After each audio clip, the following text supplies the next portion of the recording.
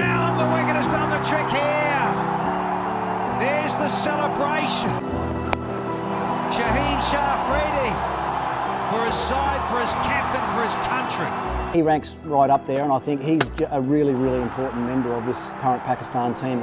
At full fitness, he might say that he's not back to 100% just yet, but from what I've seen, it looks like he's going along beautifully. And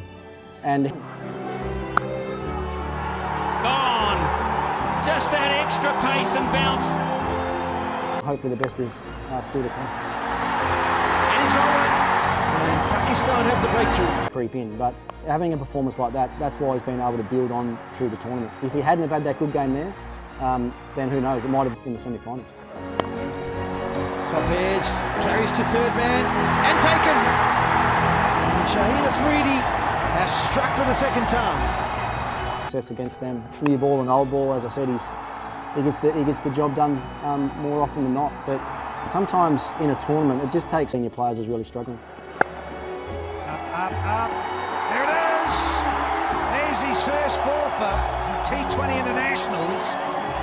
With his very talented left arm quick. Passion is there, the pride is there, and the wickets are turning up regularly now for Pakistan.